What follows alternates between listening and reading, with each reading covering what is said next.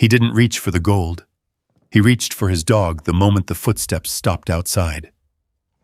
Gravel crunches just beyond the cabin door. Koda's growl drops low, almost a warning you feel in your chest. Ethan kills the lantern. Dark swallows the room. The metal trunk sits open, something inside it catching the last sliver of light. And then the handle turns.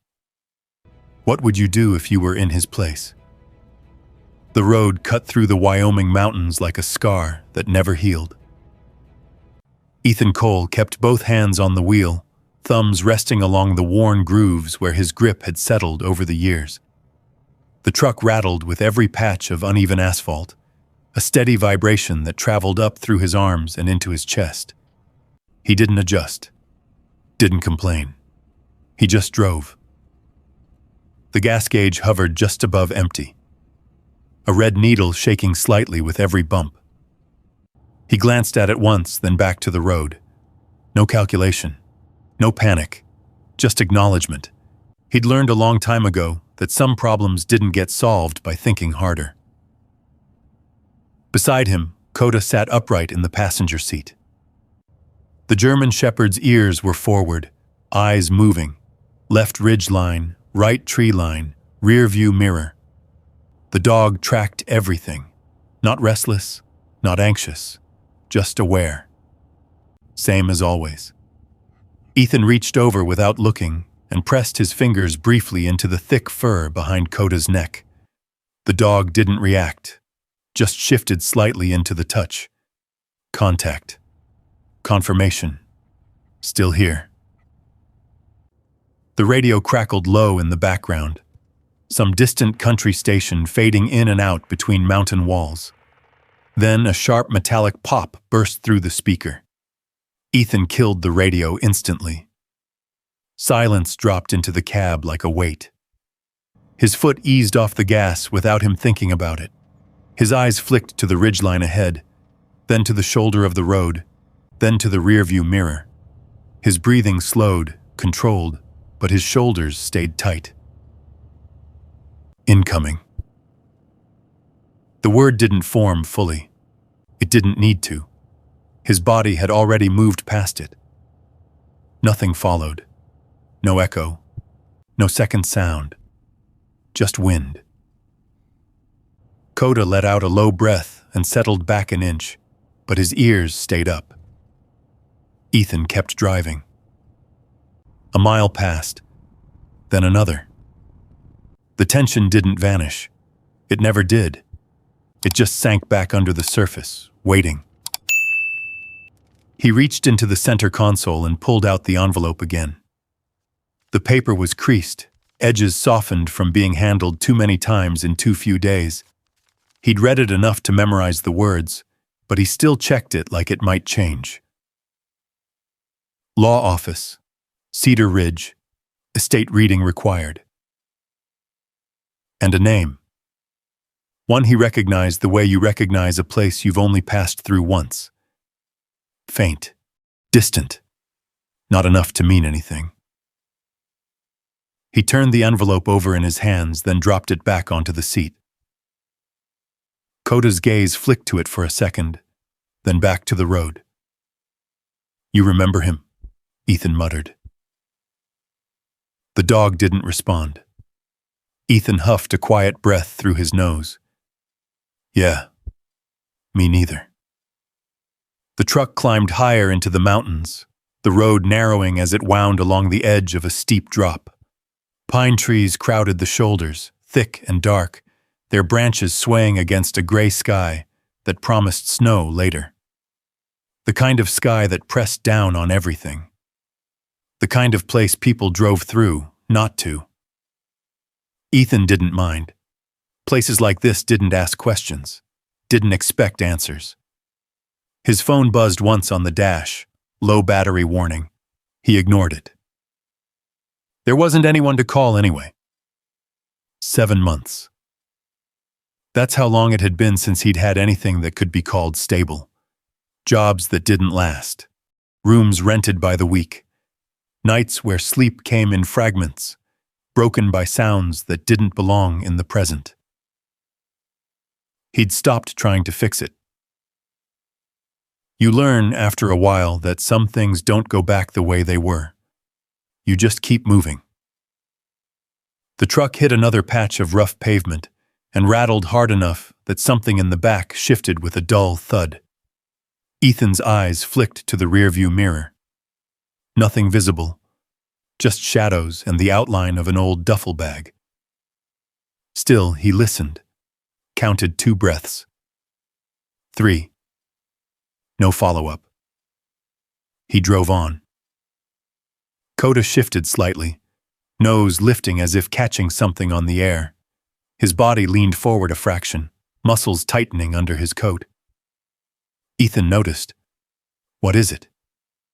The dog didn't bark, didn't growl, just watched. Then, slowly, he relaxed again. False alarm.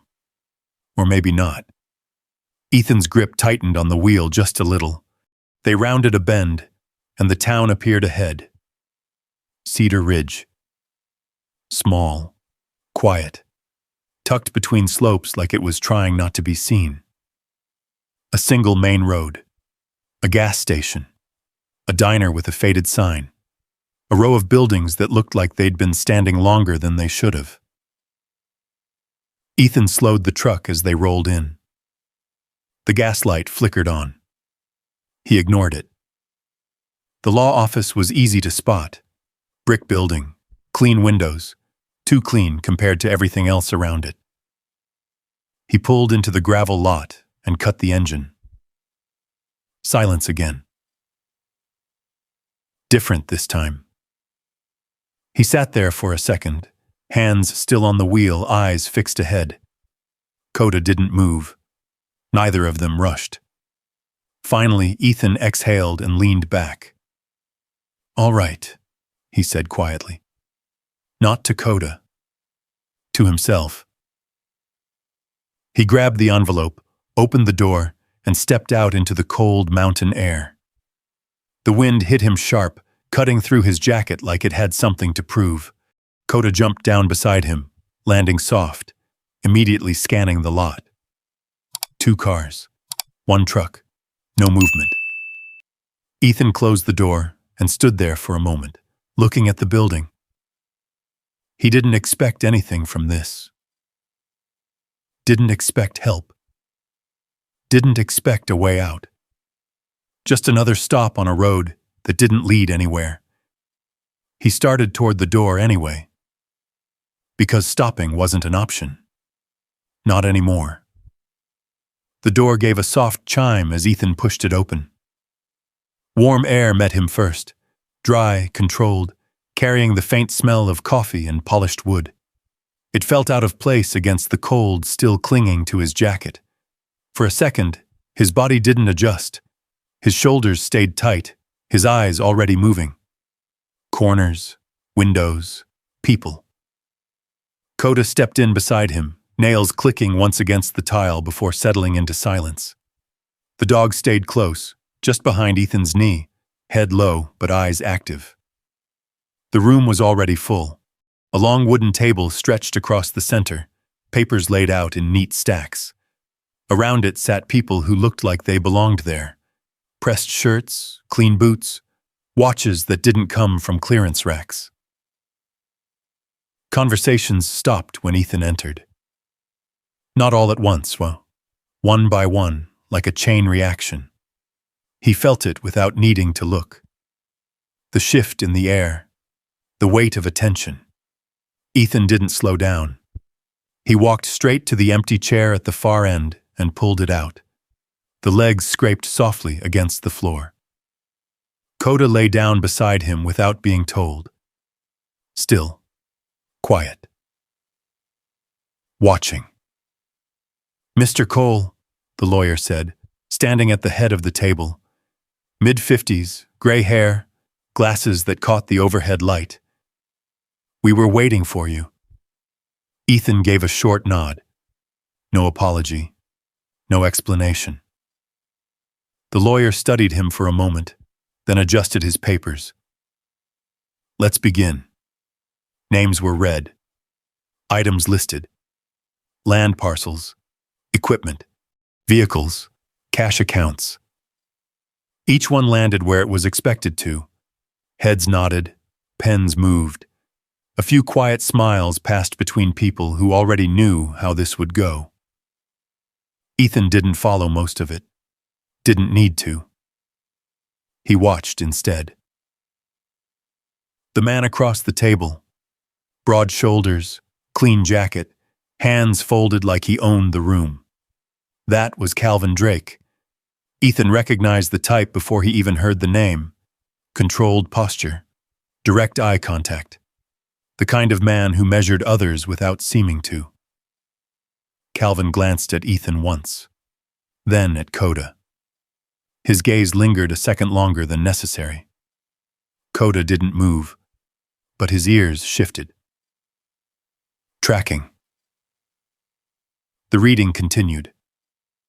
A house, a stretch of land, machinery, smaller items, tools, antiques, things people pretended not to care about, but still leaned forward to hear. Then the lawyer paused. Ethan Cole. The name settled into the room. Ethan straightened just slightly. The lawyer checked the page. To Mr. Cole is bequeathed one steel trunk located at the property on Ridgeback Trail, including all contents therein. A pause. Long enough to matter. That item has been appraised at $30. No one spoke. But something passed through the room anyway. A shift. A breath held just a little too long. Then a quiet sound. Not quite a laugh. Suppressed. Controlled. But there. Ethan didn't turn his head. Didn't react. He'd heard worse. Koda's lips pulled back just enough to show a line of teeth. No sound. Just a warning. $30, someone murmured under their breath. The lawyer cleared his throat and moved on. But the moment didn't leave. It stayed there, hanging in the air like dust in sunlight. Ethan leaned back in his chair, one hand resting loosely on the table. His fingers tapped once against the wood, slow and deliberate.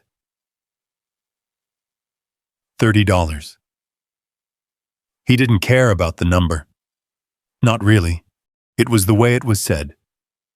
The way the room had already decided what it meant. The reading ended not long after. Papers were gathered. Chairs shifted. Conversations started again, softer this time, more private. People stood in small groups, comparing notes, confirming expectations. Ethan stayed where he was. Koda rose quietly to his feet. Calvin Drake approached without hesitation. Up close, he smelled faintly of leather and something expensive Ethan couldn't name. "Ethan, right?" Calvin said, voice smooth, easy. Ethan looked at him. "Yeah." Calvin nodded once, as if confirming something already known. "That trunk," he said, gesturing casually. "Old thing. Probably more trouble than it's worth." Ethan didn't answer. Calvin smiled anyway. "I've got a place nearby. Storage equipment. If you don't feel like hauling it around, I can take it off your hands. Give you $50 for it. Double what it's worth." A fair offer. On paper. Koda shifted closer, body angled slightly toward Calvin now. Not aggressive, just positioned. Ethan noticed. He looked past Calvin, out the window, where the mountains sat heavy against the horizon. Then back. "I'll take it with me." Calvin's smile didn't change. But something behind it did. A flicker. Quick. Controlled. "Suit yourself," he said. "Offer stands." He turned and walked away, already moving toward someone else, conversation resetting like nothing had happened. Ethan watched him go for a second. Then he stood. Outside, the cold hit harder than before. Or maybe he just felt it more now. A man from the office pointed him toward a side building where the trunk had been stored. It sat in the corner. Steel, dented, old enough that the paint had worn down to bare metal in places. Unremarkable. Exactly what they said it was. Ethan walked up to it and rested his hand on the lid. Cold. Solid. Koda circled once, then stopped beside it, nose close to the edge. He didn't sniff like a curious dog. He held still. Focused. Ethan noticed that too. "You good?" he muttered. Koda didn't look up, didn't move. Ethan exhaled slowly. "Yeah," he said. "Me neither." He bent down, grabbed the handle, and lifted. The weight pulled harder than expected. Not by much, but enough. Ethan paused, adjusted his grip, lifted again. The trunk came up. Heavy, more than it should be. He didn't say anything, just carried it out into the cold, Koda walking tight at his side. Behind him, the office door opened. Voices drifted out. One of them laughed. Ethan didn't turn around. He loaded the trunk into the back of the truck, secured it with a worn strap, then stood there for a second, looking at it. $30. He closed the tailgate. Koda jumped into the passenger seat. Ethan got behind the wheel, started the engine, and pulled out onto the road. In the rearview mirror, the town shrank quickly, but the feeling didn't. Something about that room, about the way people had looked at him, about the way Koda hadn't taken his eyes off that trunk. Ethan drove in silence. The road stretched ahead again. Long, empty, but not the same as before. Not anymore. The road narrowed until it stopped pretending to be a road. Gravel gave way to dirt. Dirt gave way to two uneven tracks cutting through dry grass and scattered pine. Ethan slowed the truck, letting it roll forward in low gear, the engine humming steady beneath him. No signs. No houses. Just land that stretched too wide for anyone to care about. Koda shifted in the seat, leaning slightly forward, nose testing the air through the cracked window. His ears tilted, catching something Ethan couldn't hear yet. Ethan noticed. He always did. "Yeah," he muttered. "I see it." Not that he actually saw anything, but something felt off. Not wrong. Just empty in a way that wasn't natural. The cabin came into view around a bend. It sat low against the slope, half-shadowed by tall trees that blocked most of the sky. Weathered wood. Roof sagging slightly at one corner. Windows dark, like they hadn't reflected light in a long time. Ethan parked 20 yards out. Didn't pull all the way up. Didn't shut the engine off right away either. He sat there, hands resting lightly on the wheel, eyes scanning. Left side, tree line, dense but broken in places. Right side, open slope, no cover. Back trail, narrow, one way in, one way out. He let the engine idle another few seconds, then killed it. Silence moved in slow. Koda didn't wait. The dog jumped down first, landing soft, already moving, wide circle around the truck, nose low, body loose but ready, not wandering, working. Ethan grabbed the trunk from the back, lifting it with both hands. Again, that weight. Not impossible, just wrong. He adjusted his grip and started toward the cabin. The porch creaked under his boots, wood dry, brittle in places. The front door hung slightly off-center, frame warped just enough that it didn't sit right. Ethan stopped before opening it, listened, counted. Wind moving through trees. A loose piece of metal tapping somewhere distant. Nothing inside. He pushed the door open. It groaned like it hadn't been asked to move in years. Inside, the air was stale, cold, carried the faint smell of dust and something older, wood that had soaked in too many winters. Light came through one window, cutting across the room in a pale strip. Enough to see, not enough to feel safe. Ethan stepped in first, Koda followed, slower this time, paused, silent on the floorboards. His head moved in short, precise motions. Corners, shadows, doorways. Clear, not relaxed, just clear. Ethan set the trunk down near the wall. The sound echoed more than it should have. The cabin was empty. One table, two chairs, a small iron stove in the corner. No personal items, no signs of recent use. Nothing that said someone had lived here.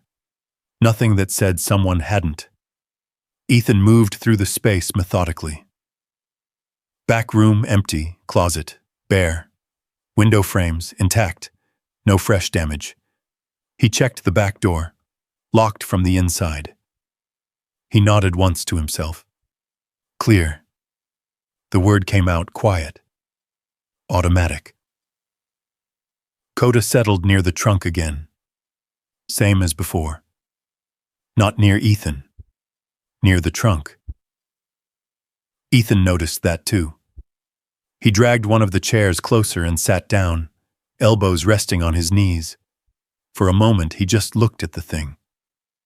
Steel surface scratched and dulled with age, no markings, no obvious lock mechanism beyond the front latches. Nothing about it suggested value. Nothing about it justified the way Koda refused to leave it alone. Ethan reached forward and rested his hand on the lid. Cold again. Even inside. He pressed down slightly. Solid. He exhaled slowly, then leaned back. Outside, the wind picked up. Branches scraped faintly against the side of the cabin. A loose shutter tapped somewhere, irregular but steady enough to blend into the background.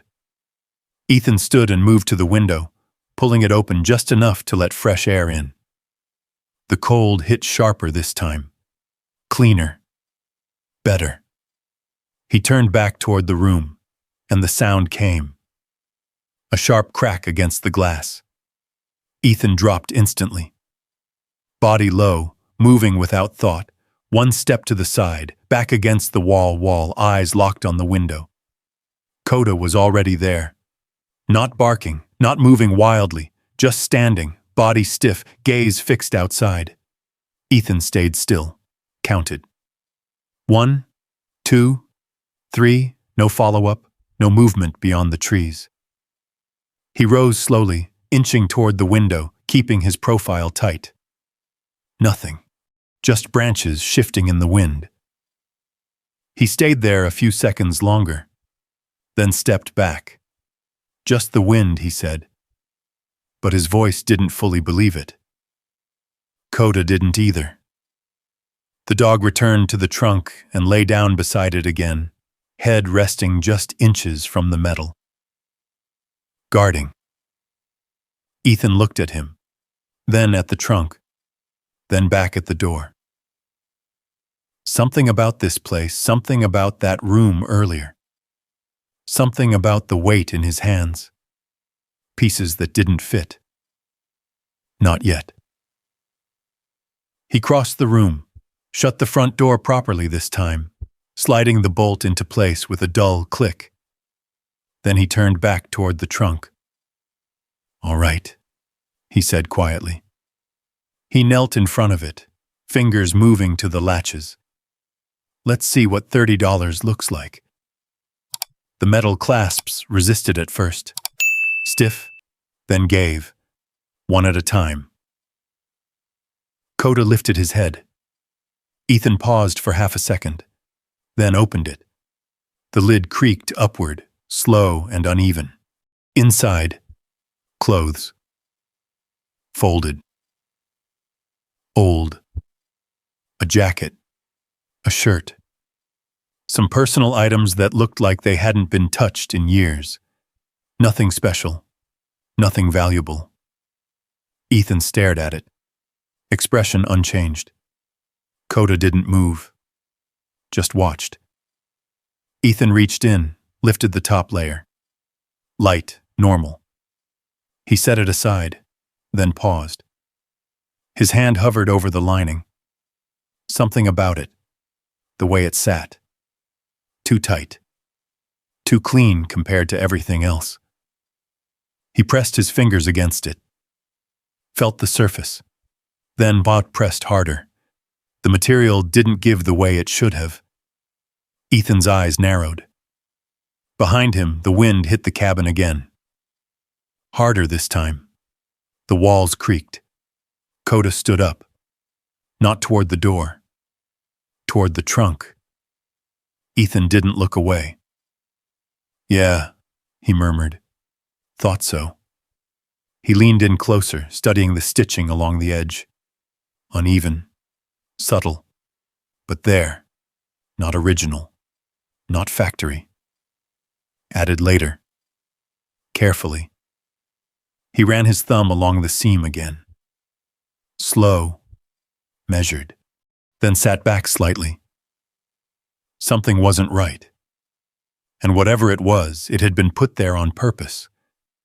Outside, the light shifted as clouds moved across the sky. The cabin dimmed. Ethan stayed kneeling in front of the open trunk. Koda beside him. Both of them watching the same thing. Waiting. Because this wasn't over. Not even close. Ethan didn't rush.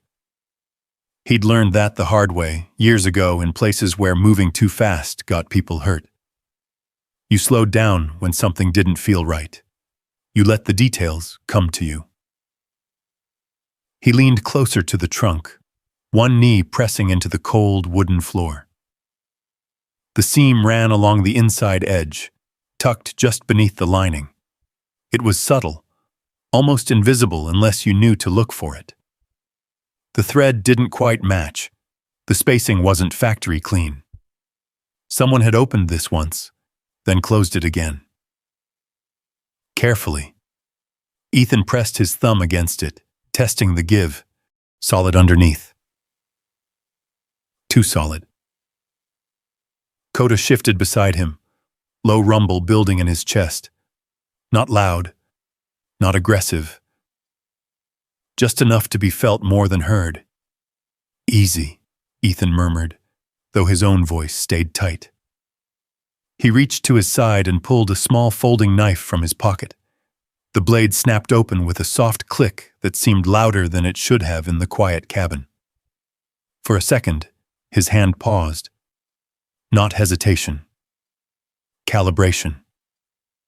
He slid the tip of the blade under the edge of the seam and began to work it loose, slow, controlled, thread by thread. The fabric resisted at first, then gave way in short, careful pulls, each movement deliberate, measured, like clearing a corner you couldn't fully see into. Outside, the wind shifted direction. The loose shutter tapped again, faster now. Koda's head snapped toward the door. Ethan didn't look. He kept working. The seam split open another inch, then another. A faint line appeared beneath the fabric. Something harder than cloth. He widened the opening just enough to slide 2 fingers inside. Cold. Metal. Flat. Ethan stopped. Listened. Nothing inside the cabin. Nothing outside that he could confirm. But the feeling stayed. That sense of being watched without proof. He withdrew his hand and pulled the seam open a little more. The lining folded back. And there it was.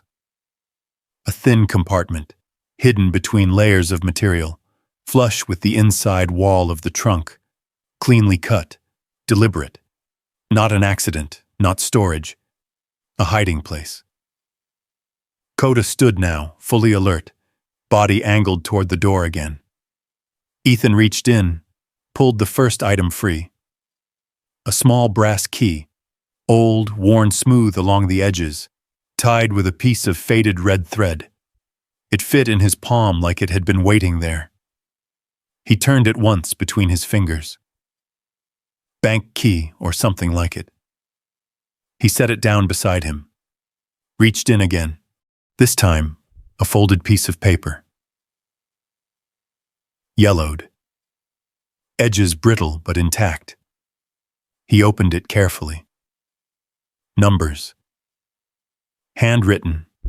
Not a list. Not random. Structured. A code. Ethan stared at it for a moment, then folded it back up and placed it next to the key. Koda let out a sharp, low growl. Closer now. Ethan's head turned. The front door. A faint sound. Not wind. Weight. On wood. Ethan moved instantly. He grabbed the knife, rose without noise, and stepped sideways into the shadow beside the wall, positioning himself out of direct line from the door. Koda stayed where he was, but his body shifted, ready. Ethan slowed his breathing. Listened. There. A second sound, soft, like gravel shifting under a boot. Not the wind, someone was outside. He didn't move, didn't speak. Seconds stretched. Then, nothing. No knock. No forced entry. Just silence returning in slow, uneven pieces. Ethan stayed in position longer than necessary. Counting. Waiting for the mistake. It didn't come. Finally, he eased back toward the trunk, never turning his back fully on the door. He reached in one more time. His fingers brushed against something else. Paper again, but thicker. He pulled it out. A small, folded map. Hand-drawn. Lines marking terrain, not roads. A ridge, a creek, a structure. Maybe this cabin, maybe something else. No labels. Just direction. Ethan studied it briefly, committing the shapes to memory. Then folded it back. Behind him, the cabin creaked again. Normal this time. Or close enough. Koda stepped closer to him, pressing lightly against his leg before returning his attention to the door. Ethan looked down at the items laid out beside him. The key, the numbers, the map. None of it belonged in a $30 trunk. None of it made sense, unless the trunk had never been worth $30 at all. He exhaled slowly. All right, he muttered. Not surprise. Not excitement. Just confirmation. Someone had hidden this. And someone else might already know it was here. Ethan folded the lining back down just enough to cover the compartment without sealing it. Then he stood and moved to the window again. Outside, the trees swayed under a heavier wind. But now he saw something else. Faint. At the edge of the clearing, tracks. Not his, not old, fresh enough to hold shape.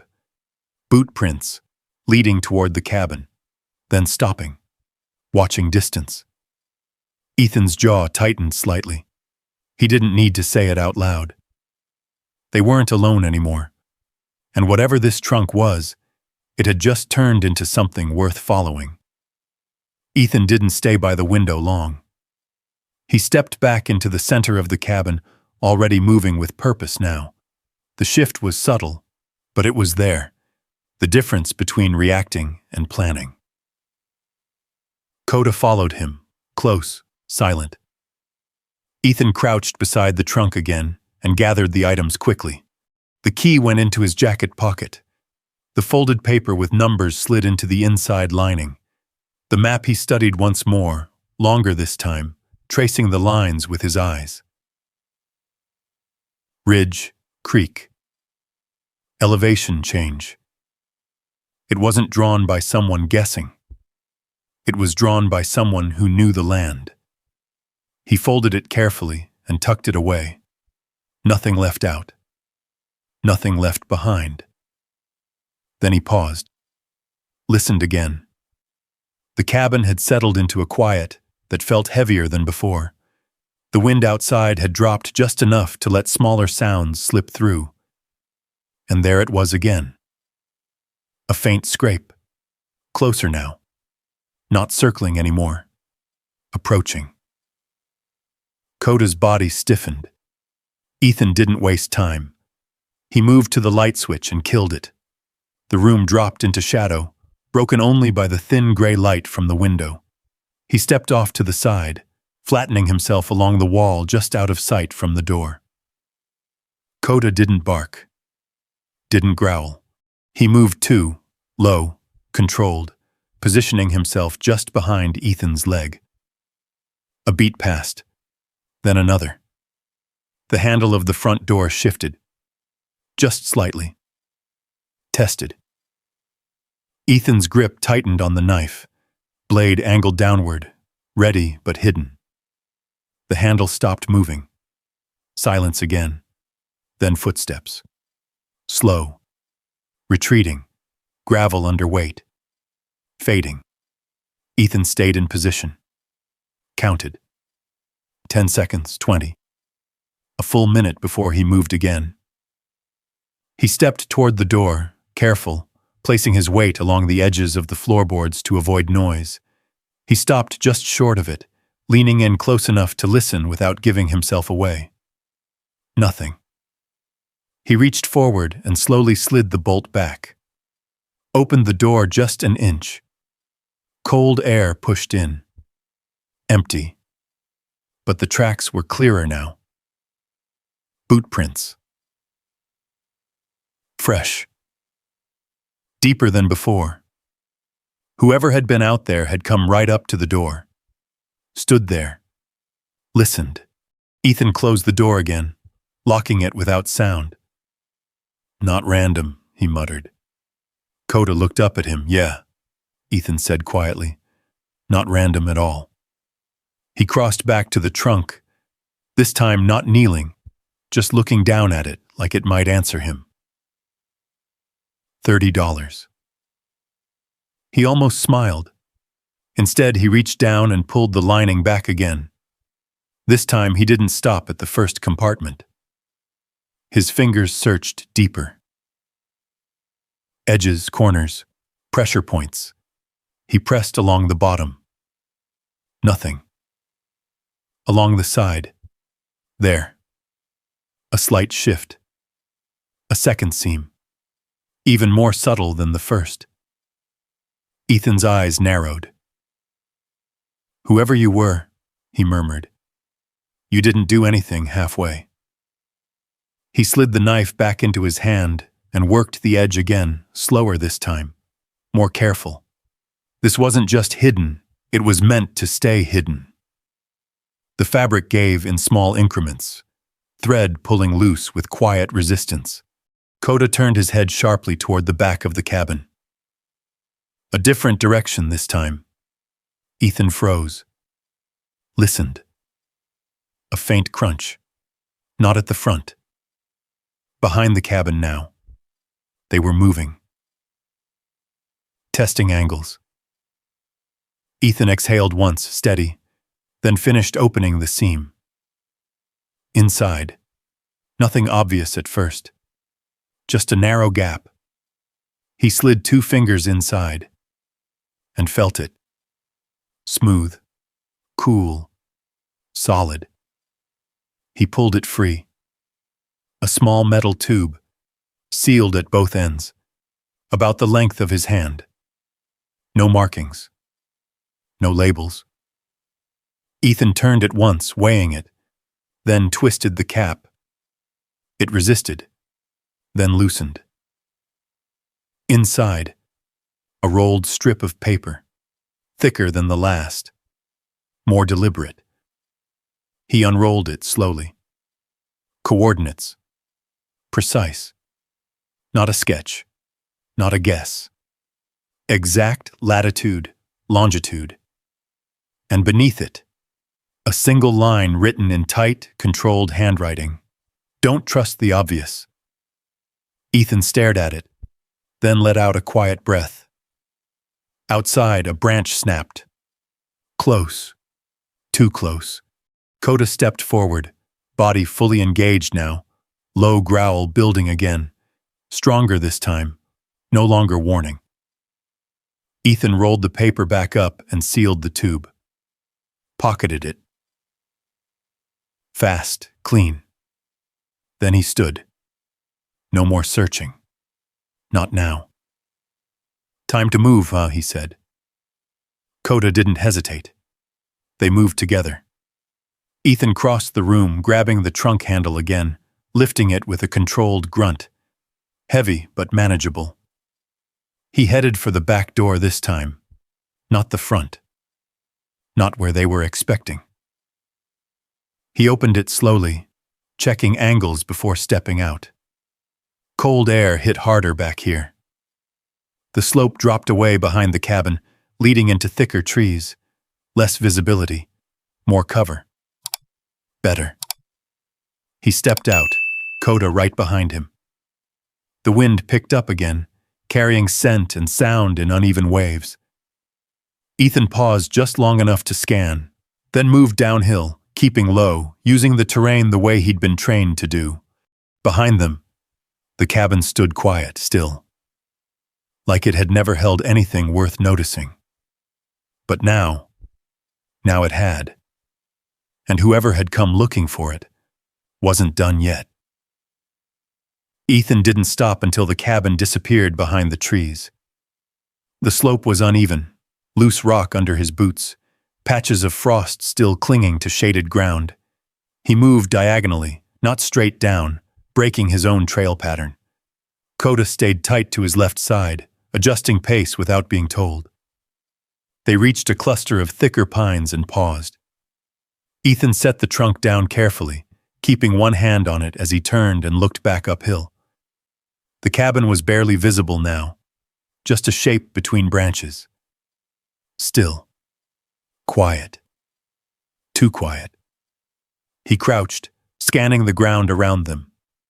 No fresh tracks down here yet. Good. That meant whoever had come hadn't committed to following. Not fully. Not yet. Ethan exhaled slowly and rubbed a hand across his jaw. All right, he muttered. We're not staying blind. Koda's ears flicked. Ethan pulled the map back out, unfolding it against his knee. He aligned it with the terrain, matching the ridgeline, the slope, the direction of the wind. The coordinates. The note. Don't trust the obvious. He looked up again toward the cabin. That's obvious, he said under his breath. Koda gave a soft chuff. Ethan folded the map again and slipped it away. Decision made. They weren't going back up there. Not tonight. He grabbed the trunk again, lifted, and started moving along the contour of the hill, keeping elevation steady. Not too low where movement was exposed, not too high where silhouette gave him away. Controlled movement, like it used to be. The rhythm came back faster than he expected. Step. Scan. Listen. Pause. Adjust. Koda moved ahead now, just far enough to check ground, then back again. A silent loop of motion. The light faded quicker under the trees. By the time Ethan found a shallow depression between two rock outcrops, the sky had already gone flat gray. He set the trunk down and looked around. Cover on 3 sides. Limited approach angles. Good enough, Here, he said quietly. Koda circled once, then settled near the higher rock, facing uphill. Watching. Ethan crouched beside the trunk, but didn't open it again. Not now. Too exposed. Instead, he pulled his jacket tighter and leaned back against the stone, letting his breathing slow. Minutes passed, the kind that stretched. Then Koda's head snapped up. Not toward the cabin this time. Left. Ethan didn't move his head, just shifted his eyes. Listened. There. Faint. Engine. Distant at first. Then clearer. A vehicle moving slow over rough ground. Not the main road. Closer. Ethan's jaw tightened. They're checking, he murmured. Koda stood. The growl returned, deeper now. Ethan stayed low, pulling the trunk slightly behind the rock, breaking its outline. He moved without noise, adjusting position until both he and the trunk were out of direct sight from above. The engine cut, silence dropped again. Different this time. Waiting silence. Ethan's hand moved to the knife again, though he knew it wouldn't be enough if things went wrong. Still, it was something. A shape moved through the trees above. Then another, two, maybe three. Hard to tell in the fading light. They didn't come straight down. They spread. Searching. Koda's body went rigid. Ethan reached down and pressed a hand lightly against the dog's neck. Hold, he whispered. Koda froze. Perfect. A footstep crunched on loose rock. Closer now. Ethan slowed his breathing until it was barely there. The shape moved between trees, stopping every few steps, scanning. Not amateurs, not locals just wandering. These men knew how to look. Ethan watched the pattern, watched the spacing. Two-man sweep, he thought, third holding back. His eyes tracked the lead figure. Distance, 20 yards. Closing, Koda's muscles tensed under his hand. Then, a snap, sharp, close, but not from Ethan, from the other direction. The man turned instantly, attention pulled away. Over there, a voice called, low but urgent. The shapes shifted, movement redirected. Ethan didn't wait. He grabbed the trunk, lifted, and moved, fast but controlled, slipping deeper between the rocks, using the distraction. Koda stayed glued to him. They moved downhill now, faster. No more slow pacing. Branches caught at his jacket. Rocks slid underfoot, but he didn't stop. Behind them, voices rose slightly. Confused, not locked on. Yet. Then a sound. A sharp yelp. Ethan froze, turned. Koda wasn't beside him. For a fraction of a second, everything went still. Then the dog burst from the brush, limping slightly but moving fast, eyes locked on Ethan. Blood darkened the fur on his front leg. Ethan dropped the trunk and dropped to one knee as Koda reached him. Hey, he muttered, hands already moving, checking the wound. Not deep, but fresh. Close call. Koda didn't pull away, didn't whine, just stood there, breathing hard. Ethan's jaw tightened. You went too far, he said quietly. But there was no anger in it, just acknowledgement. Koda had moved to intercept, to draw attention, to give Ethan time. Ethan pressed his forehead briefly against the dog's. Good call, he whispered. Behind them, voices again, closer now. Ethan grabbed the trunk, slung it up, and nodded forward. Move. Koda didn't hesitate. They disappeared into the trees, leaving nothing behind but disturbed ground and fading tracks. Behind them, the search continued. But now, it wasn't just about finding something hidden. It was about catching someone who already had it. And Ethan knew one thing for sure. This wasn't about a $30 trunk anymore. Not even close. Ethan didn't stop moving until the trees thinned and the slope eased into a narrow dirt road. The truck was still where he left it. Untouched. That didn't make him feel better. He scanned the area first. Slow sweep, left to right. No movement. No fresh tire tracks beyond his own. No doors open. No broken glass. Koda limped beside him, favoring the front leg, but staying close, eyes still working. Ethan opened the passenger door and helped him up. "Easy," he said under his breath. Koda climbed in without hesitation, settling into the seat like nothing had happened. Ethan shut the door and circled back, loading the trunk into the bed again. The metal hit with a dull weight that echoed too loud in the quiet. He climbed into the driver's seat, started the engine, and didn't wait. The truck rolled forward, tires kicking loose gravel behind them. He didn't take the main road out. Not right away. Instead, he followed the dirt track in the opposite direction, letting the terrain break line of sight before looping back toward Cedar Ridge from a different angle. Koda lay still, head resting low, but his eyes stayed open. Ethan glanced at him once. "You good?" The dog blinked slowly. "Still here." That was enough. The town came into view again just before dark.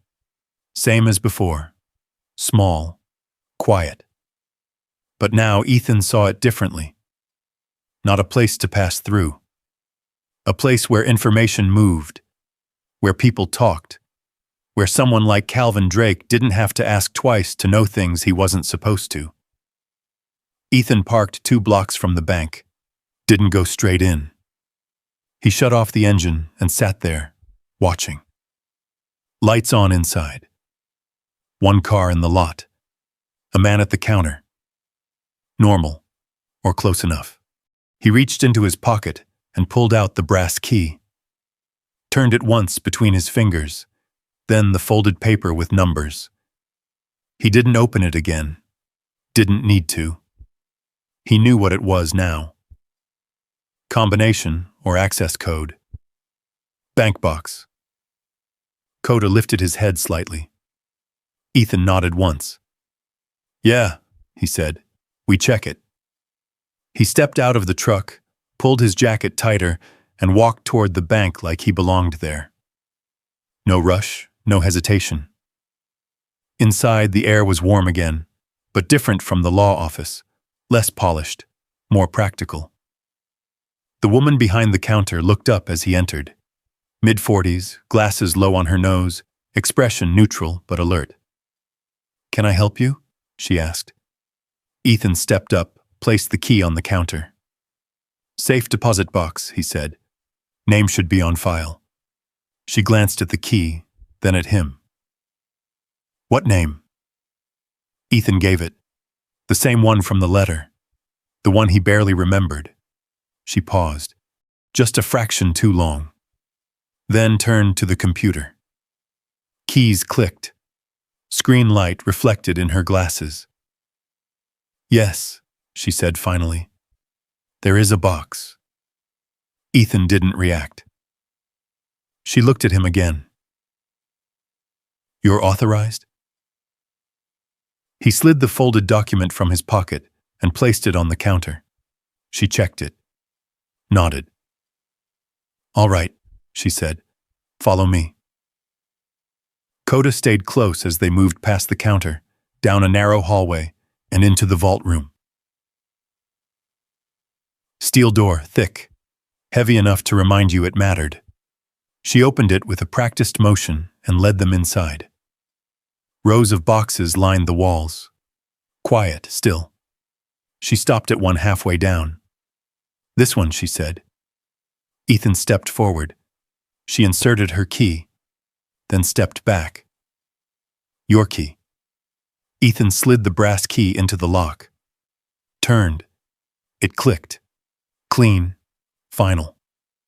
The box slid out with a soft, metallic sound. She gestured to a small table. "I'll give you some privacy." Then she stepped out, closing the vault door behind her. Ethan sat. Koda sat beside him. Closer now. Ethan opened the box. Inside, paperwork. Neatly stacked. Organized.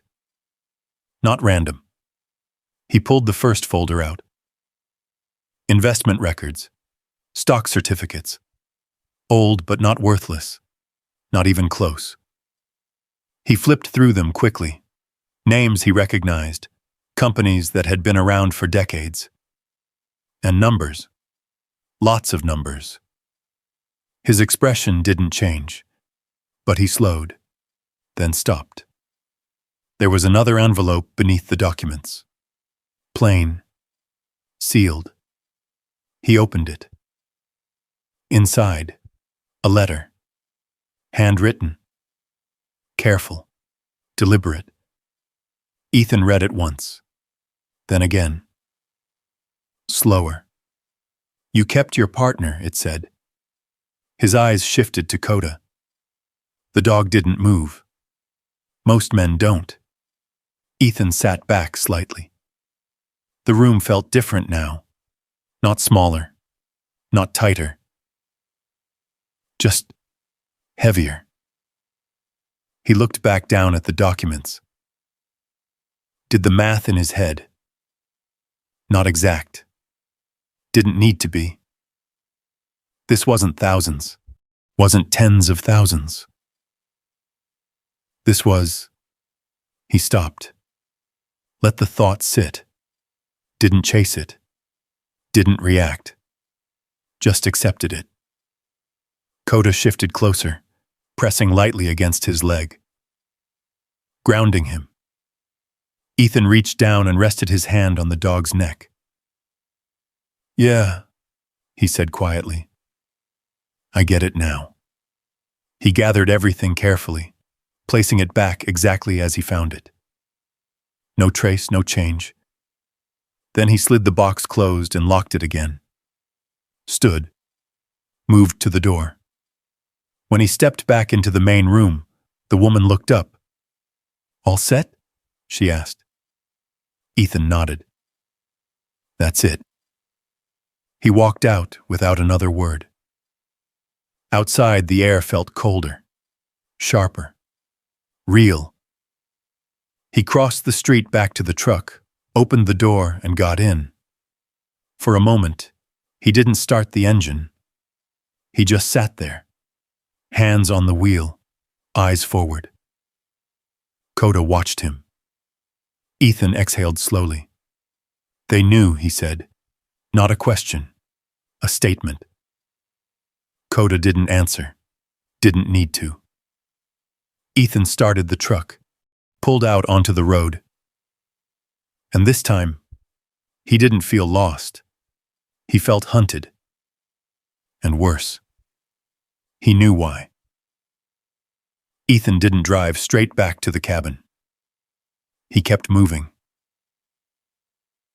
Through Cedar Ridge, past the last streetlight, and onto the open road where the mountains swallowed everything behind him.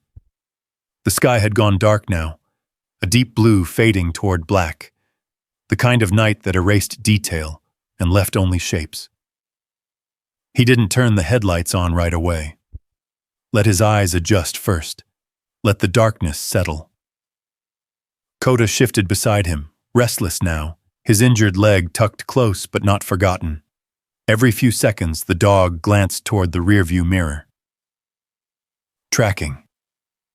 Ethan noticed. "Yeah," he muttered. Same thought. He flipped the headlights on. The road stretched ahead, empty. But the mirror wasn't. Two distant lights appeared behind them, far enough to pretend coincidence, close enough to matter. Ethan's grip tightened slightly on the wheel. "Stay calm," he said quietly, more to himself than the dog. The lights stayed steady. Didn't close fast. Didn't drop back. Just held. Following. Ethan eased off the gas, letting the truck slow gradually. The lights behind adjusted with him. Not passing. Not drifting. Matching. "All right," he said under his breath. Koda's ears flattened slightly. The truck behind them edged closer now. Still not aggressive. Still not obvious. But no longer pretending. Ethan scanned the road ahead. One lane. Narrow. Cliff to the right. Tree line to the left. No good place to stop. No good place to fight. So he didn't. Instead, he leaned forward slightly, eyes narrowing, reading the terrain the way he used to read a map. Then he saw it. A break in the tree line ahead. Barely visible. A narrow dirt path cutting off to the left, hidden by brush. Not a road, not meant for regular traffic. Perfect. Ethan didn't signal, didn't slow too much. At the last second, he jerked the wheel left and dropped off the asphalt. The truck hit dirt hard, suspension groaning as gravel sprayed out behind them. Koda braced instantly, body low, steady. Behind them, the headlights hesitated, then followed. Of course they did. Ethan pushed the truck harder now. The path twisted through trees, uneven, barely wide enough. Branches scraped against the sides, the sound sharp and constant. The rear lights stayed locked on them. Closer now. More aggressive. Ethan's jaw tightened. "Come on," he muttered. The path dipped suddenly, dropping into a narrow ravine. The ground shifted to loose dirt and rock. He downshifted, letting the engine control the descent. The truck behind hit the slope too fast. Its lights bounced wildly, suspension slamming hard. Koda barked once, sharp, warning. Ethan didn't look back. At the bottom of the dip, the path split. One side led deeper into trees. The other climbed sharply up a narrow ridge. Ethan took the ridge. No hesitation. The truck strained as it climbed, tires slipping for traction. Behind them, the pursuing vehicle tried to follow. Too heavy. Too fast. Halfway up, its wheels spun out, engine roaring as it struggled to gain purchase. Ethan didn't slow. He crested the ridge and kept going, cutting the lights for a second, letting the darkness swallow them completely. Then he veered right, looping back behind a cluster of rock formations that broke the line of sight. He killed the engine. Silence hit hard. Koda stayed frozen, ears forward, breathing controlled. Ethan listened. The other vehicle was still below. Engine revving, then stopping. Doors opening. Voices. Distant, frustrated. Not close enough. Not yet. Ethan leaned back slightly, letting his shoulders drop just a fraction. Not safe, but not caught. He reached over and placed a hand on Koda's neck. "You held," he said quietly. The dog didn't move, just leaned into the touch for a second. Then a sound, closer now. Not from below. From the side. Ethan's head snapped toward it. A shadow moved between the trees. Fast. Too fast. Koda reacted instantly, launching forward with a low, explosive growl. Ethan barely had time to register. Then impact. A man burst from the brush, reaching for the truck door. Koda hit him mid-step. The man went down hard, the sound of breath leaving his lungs sharp in the cold air. Ethan moved. Door open. Out.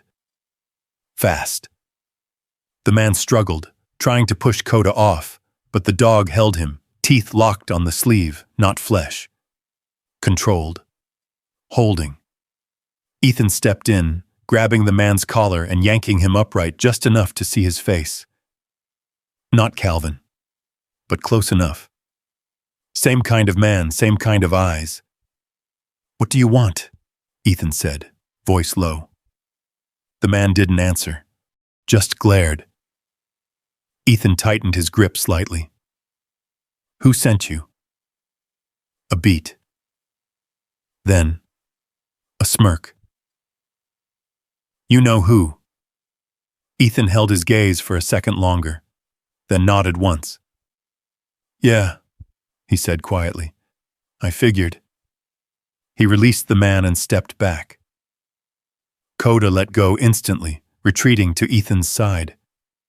The man stumbled, catching himself, then backed away slowly. "Not running. Not yet." "Next time," the man said, voice tight, "you won't be so lucky." Ethan didn't respond, just watched. The man turned and disappeared into the trees. Gone. Ethan stood there for a moment, listening. Nothing followed. No second attack, no backup, just the night settling back in. He looked down at Koda. The dog's breathing was heavier now, the injured leg shaking slightly under the strain.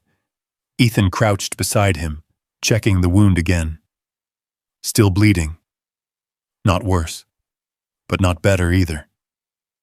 "You keep doing that," Ethan muttered. "I'm gonna run out of ways to fix you." Koda blinked slowly. "Still here?" Ethan nodded. "Yeah," he said. "Me too." He stood, looked out into the darkness, then back at the truck.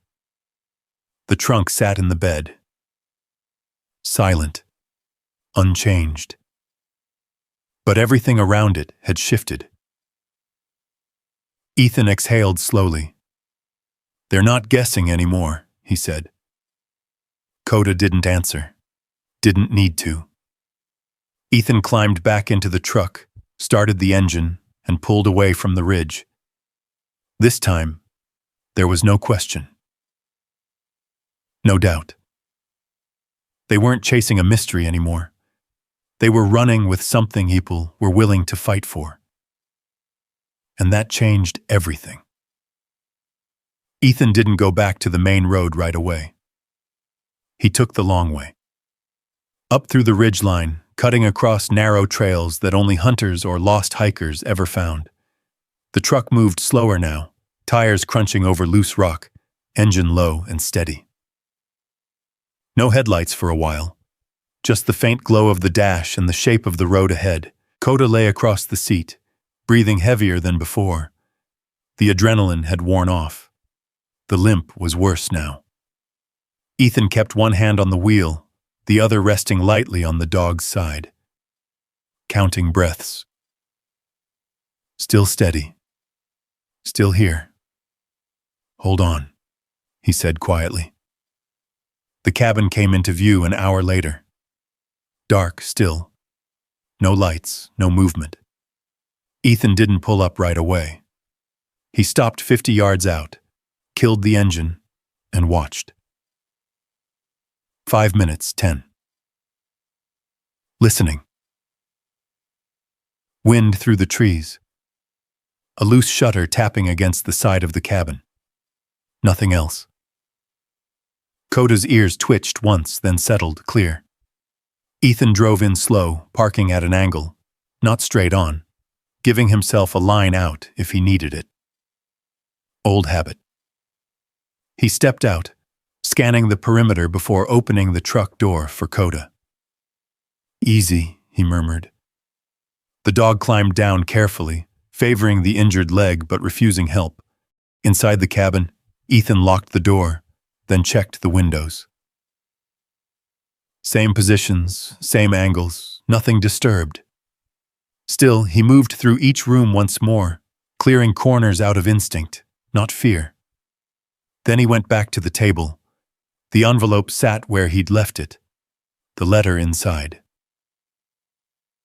Unopened.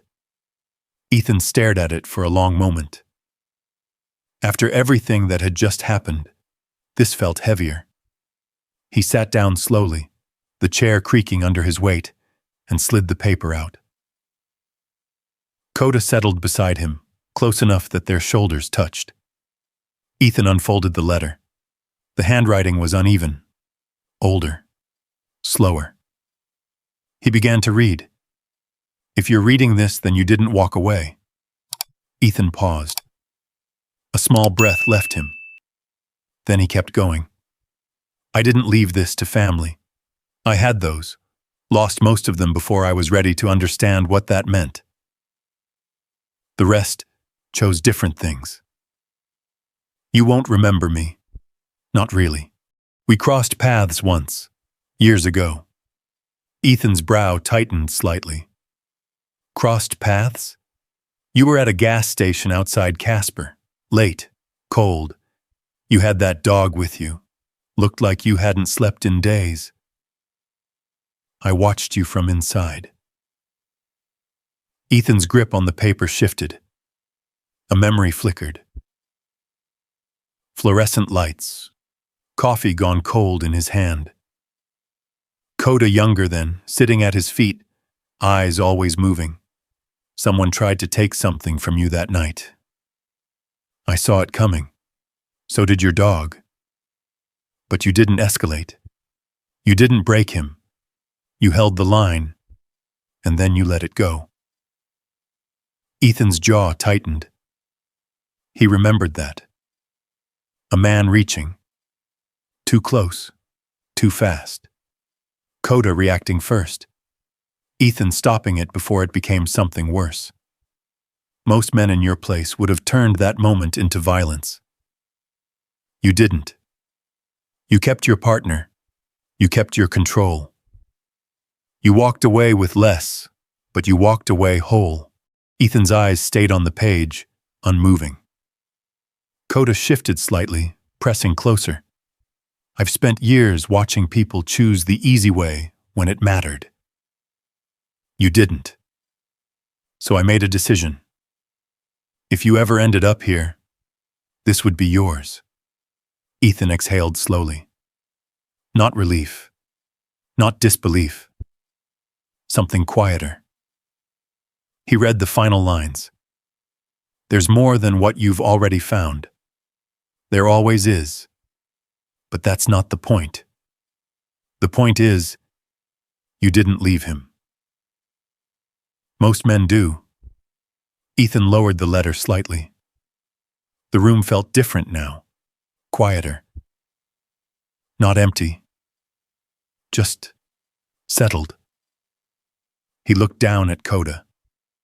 The dog's eyes were half closed, but still alert, still tracking him.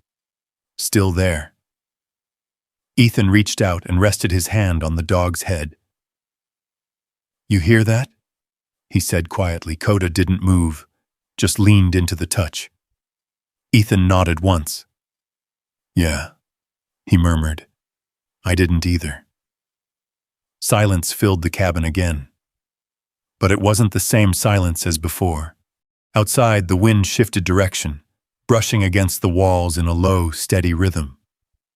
Ethan folded the letter carefully and set it beside the trunk. Not inside. Not hidden. Where he could see it. Where it mattered.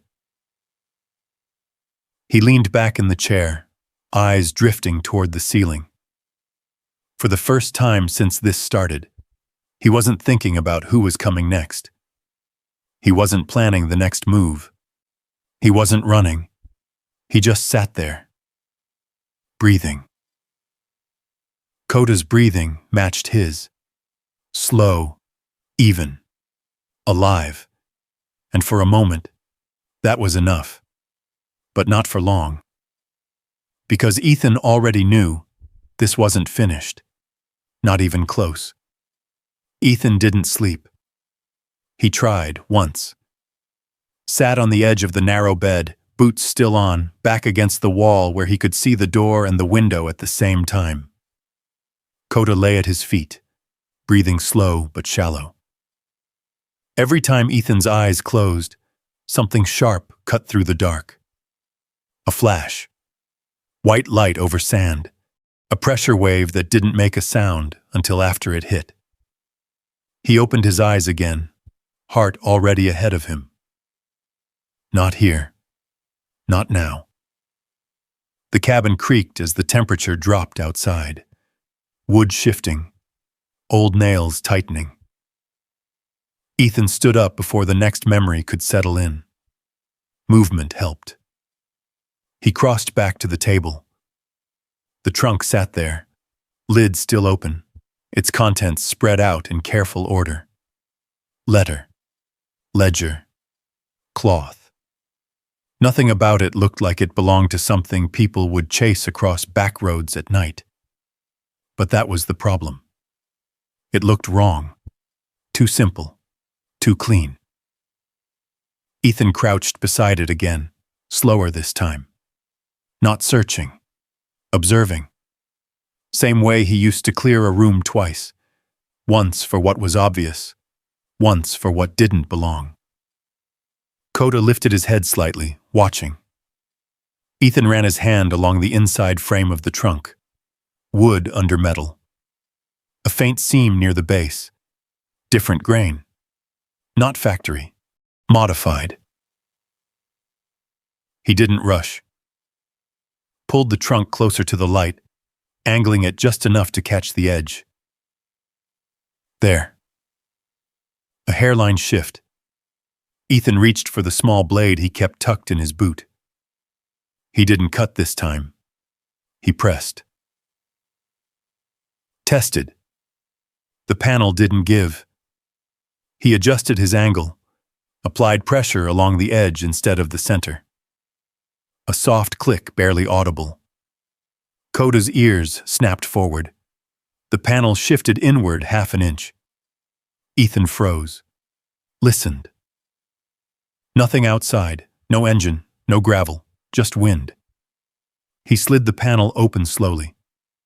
Inside, not cloth, not paper, metal, wrapped tight. He pulled the first bundle out. Heavy. Cold even through the fabric. Unwrapped it just enough to see the edge. Gold, not jewelry. Bars, stamped, marked. Ethan didn't react, didn't even blink. He just set it down carefully and reached back inside. Another bundle, same weight, same shape. Then a flat envelope sealed in wax. He opened that next. Inside, documents, land deeds, coordinates, survey maps, signatures, older than the bank papers, older than the trunk itself. Ethan's eyes moved across the lines without stopping. Names he didn't recognize. But the land, he recognized the terrain. Not exact, but close. Ridge lines, water paths. The kind of ground that didn't show up on tourist maps. The kind people forgot about, or pretended to. Koda stood now, slow but alert, limping closer. His nose hovered near the open compartment. Then he looked up at Ethan. Not confused. Not curious. Certain. Ethan exhaled once. Yeah, he said quietly. This was never about the first layer. Outside, gravel shifted. Ethan's head snapped toward the door. Koda turned instantly, low growl building deep in his chest. Not wind. Wait. Someone stepping out of a vehicle. Ethan moved fast now. No hesitation. He slid the gold back into the compartment, left the panel half open, grabbed the documents, folded them once, tucked them inside his jacket. Light off. One step to the side of the door, out of direct line. Koda positioned himself just behind him, injured leg barely touching the ground. Breathing steady. Ready. A shadow crossed the window. Then a knock. Not loud. Not polite. Measured. Ethan didn't answer. The handle shifted slightly. Tested. Locked. A pause. Then a voice, calm, confident. You found more than you were supposed to. Ethan said nothing. Koda's growl deepened. The voice came again. Closer now. I can help you make sense of it. A faint smile touched Ethan's mouth. Not humor. Recognition. The man outside wasn't guessing anymore. He knew. Or, the voice continued, softer now, you can keep playing soldier out here until this gets worse than it needs to. Silence stretched between them. Ethan shifted his stance slightly, adjusting his weight. Angle to the door, line to the window, distance to the back exit. All of it mapped without thinking. Then he spoke. Go home, Calvin. A pause, then a quiet chuckle from the other side. You don't understand what you're holding. Ethan's eyes stayed on the door. Yeah, he said. I do. Another pause. Longer this time. Then footsteps. Slow. Retreating. Gravel again. A car door closing. Engine turning over. Ethan didn't move. Didn't relax. Not yet. He waited. Counted. 30 seconds. 1 minute, 2. The engine faded into the distance. Still, he stayed where he was. Because that was the rule. If it felt too easy, it wasn't over. Koda's growl finally faded, but he didn't sit. Didn't look away from the door. Ethan reached down, resting his hand briefly against the dog's neck. Warm. Alive. Still here. He looked back at the trunk. At the open compartment. At the gold. At the papers pressed against his chest. Then toward the door again. They're not done, he said quietly. Koda didn't move. Didn't need to. They both already knew. This had just turned into something else. Something bigger than a fight over money. Something that reached further than a single town. Ethan stepped back from the door and moved toward the rear of the cabin. Not running. Not yet. But preparing. Because the next time, they wouldn't knock. Ethan didn't wait for it to happen. He moved before sunrise. Cold air cut through the cabin as he stepped outside, breath steady, eyes scanning the ridgeline. The world looked quiet. Too quiet. That kind of quiet never lasted. Koda followed, slower now, favoring his leg, but refusing to stay behind. The dog's ears stayed up, tracking everything. The wind, the trees, the empty space between them. Ethan crouched near the edge of the clearing, studying the approach roads. 2 main paths in, one narrow trail along the ridge, one wider track cutting through the lower slope. If they came back, they'd split. Box him in. He exhaled slowly. Not happening, he muttered. Back inside, he moved with purpose. Not panic. Preparation. He shifted the truck behind the cabin, angled it out of direct view from the road. Grabbed what little he had. Tools, rope, the flare gun from the glove compartment. Not a weapon. But enough. He checked the back exit, clear. Then he returned to the trunk. The second compartment remained open now. No point hiding it anymore. He took one of the gold bars, weighed it in his hand, then set it back down. Too heavy to carry far. Too valuable to leave. He closed the panel. Not locked. Just concealed enough to slow someone down. Koda let out a low growl. Ethan froze. Listened. Nothing at first. Then, engines. More than one. distant, but closing. Ethan moved instantly. Lights off. Position near the side window. Koda limped into place beside him, body low, ready. The first truck came into view through the trees, then a second behind it. They didn't stop at the road this time. They came straight up the slope. No hesitation, no pretending. Ethan's jaw tightened. "Contact," he whispered under his breath. Old word. Old instinct. The truck stopped short of the cabin. Doors opened. 3 men stepped out. Then a fourth. Calvin Drake last. He moved slower than the others, like he had all the time in the world. Ethan tracked their positions. 1 left, 2 right. Calvin center. They were spreading. Not amateurs. Not anymore. Koda's breathing changed. Sharper now, focused. Ethan placed a hand lightly against his neck. "Hold," he murmured. The men advanced. One of them kicked the front step, testing the wood. Another circled toward the back. Ethan shifted position, moving through the cabin without a sound. Every step placed. Every angle checked. The back door handle twitched. Ethan stepped into the blind spot beside it. The door pushed open. A man stepped in. Koda moved first. Fast. Silent.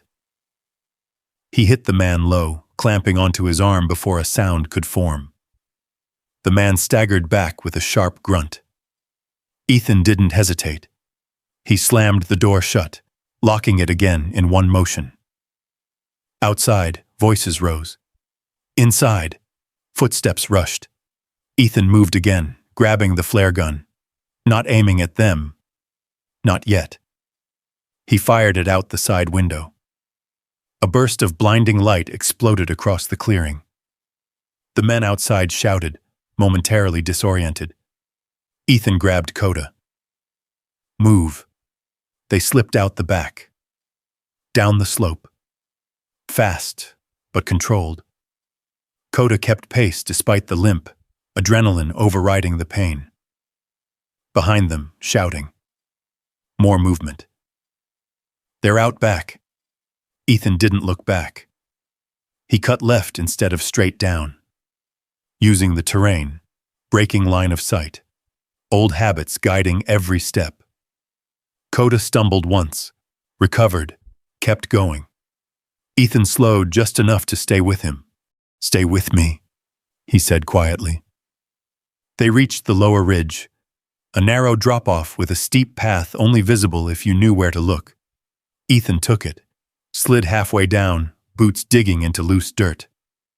Koda followed, claws scraping, body tense. At the bottom, silence, no clear path behind them, no easy way down for anyone unfamiliar. Ethan finally stopped, listened. The voices above were distant now, confused, frustrated. They hadn't expected him to move like that. They hadn't expected resistance. Koda leaned against him, breathing hard. Ethan crouched, checking the wound again, still bleeding, but not worse. "You did good," he said. The dog didn't respond, just stayed close. Ethan looked back up toward the ridge, toward the cabin. Smoke from the flare still drifted faintly in the air. "They won't stop," he said under his breath.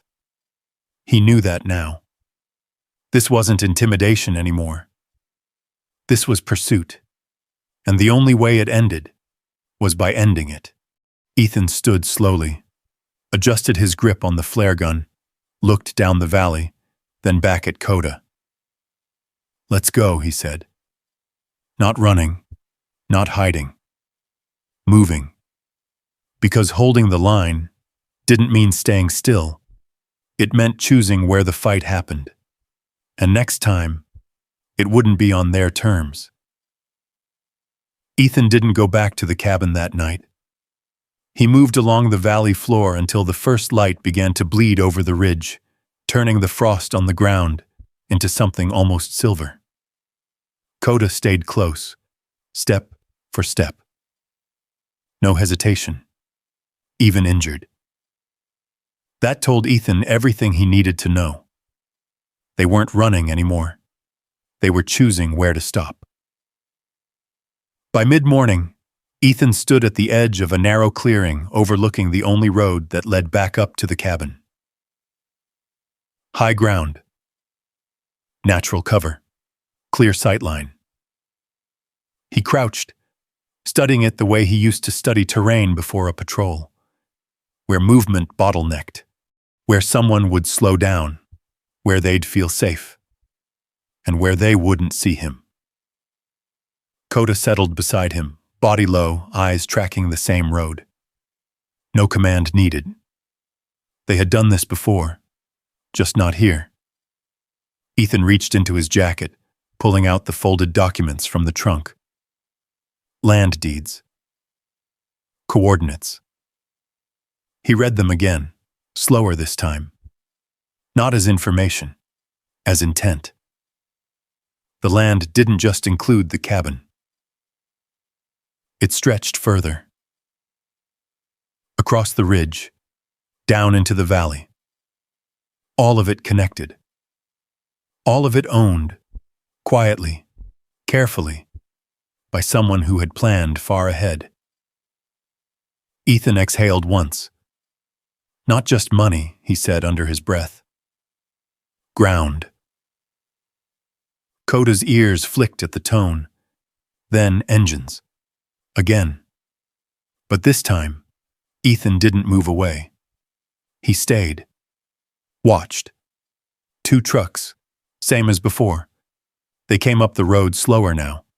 Careful, looking. Calvin stepped out first this time. No pretense left, no patience either. He scanned the cabin, then the surrounding ridge, looking for signs, looking for Ethan. Ethan stayed still. Not hidden, positioned. The difference mattered. One of Calvin's men moved toward the cabin door. Another circled wide, trying to flank. Ethan waited until they spread too far apart. Then he moved. Not fast, not loud, just enough. A small shift of position, a deliberate step onto loose gravel. The sound carried. All 4 men turned at once, eyes up toward the ridge, toward him. Ethan stepped fully into view. No weapon raised, no threat, just presence. Calvin's expression tightened. "You're making this harder than it needs to be," he called up. Ethan didn't answer right away. He let the silence sit, let the distance between them stretch. Then, "You came onto my ground," Ethan said, voice steady. Flat. Calvin laughed once, short. "Your ground?" Ethan didn't blink, yeah. Something in the way he said it shifted the air. Not louder, not aggressive, certain. Koda stood beside him now, not growling, not barking, just watching. Calvin looked at the dog, then back at Ethan. "You don't understand what you're sitting on," he said. Ethan nodded slightly. "I do." Another pause. Wind moving through the trees. Loose dirt sliding down the slope somewhere behind them. Calvin took a step forward. "Then you know, this doesn't end with you keeping it." Ethan's gaze didn't move. "No," he said quietly. "It ends with you leaving." The men around Calvin shifted, uneasy, not because of the words, because of the way Ethan stood. Balanced. Still. Like he had already made the decision. Calvin looked up at him for a long moment. Then something changed. Not fear, not respect, understanding. This wasn't going to be quick or clean, and it wasn't going to be one-sided. He exhaled through his nose, then gave a small nod to his men. "Let's go," he said. One of them hesitated. Calvin didn't look at him now. They moved. Back to the trucks. Doors slammed. Engines turned. The sound faded down the road the same way it had before. But different this time. Not retreat. Not defeat. A line drawn. Ethan stayed where he was until the sound disappeared completely. Then longer. Because that was the rule. Koda shifted his weight, leaning slightly into Ethan's leg. Ethan reached down, resting his hand against the dog's head. Warm, steady, still here. He looked back toward the cabin, then out across the valley. The land stretched farther than he had first realized. Tree lines, open ground, water running somewhere below. It didn't feel empty anymore. Didn't feel temporary. It felt held. Ethan exhaled slowly. "Guess we're not leaving," he said. Koda's ears flicked once. That was enough. Days passed, then weeks. The cabin changed. Slowly, boards replaced, windows reinforced, not as a fortress, as something meant to last. Koda healed. Not fully. The limp stayed, but the strength came back. The watchfulness never left. Ethan worked the land the way he worked everything else, methodically, one section at a time, clearing, repairing, understanding. He found old fence lines buried under brush, water paths hidden beneath rock, pieces of something that had been built long before him. Left, then forgotten. Or maybe, waiting. He didn't think about the money much anymore. Not the numbers, not the gold. Those were tools. What mattered was this. Ground under his boots. A place that didn't shift every time things went wrong.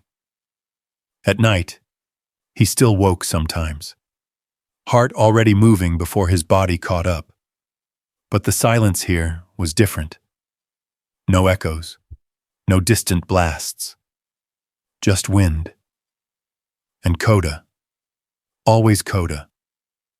One evening, months later, Ethan sat on the rebuilt porch. The sun dropped low behind the ridge, turning the sky into something soft and gold. Koda lay beside him, head resting on his paws, eyes half closed, but still aware. Ethan looked out over the land, then back at the old steel trunk sitting just inside the door. Scratched. Worn. Unremarkable. $30. That's what they had called it. He let out a quiet breath. "Yeah," he murmured. "Just a box." Koda's tail thumped once against the wood. Ethan leaned back in his chair, not scanning, not waiting, just sitting. For the first time in a long time, he wasn't alone. And whatever came next, he wouldn't be fighting it by himself anymore. If this story meant something to you, I want to hear from you. Drop a simple one in the comments if you believe loyalty still matters. Or type Koda if you'd stand by someone no matter what. And if you've ever had a moment where everything looked lost, but something or someone changed it for you, share it below.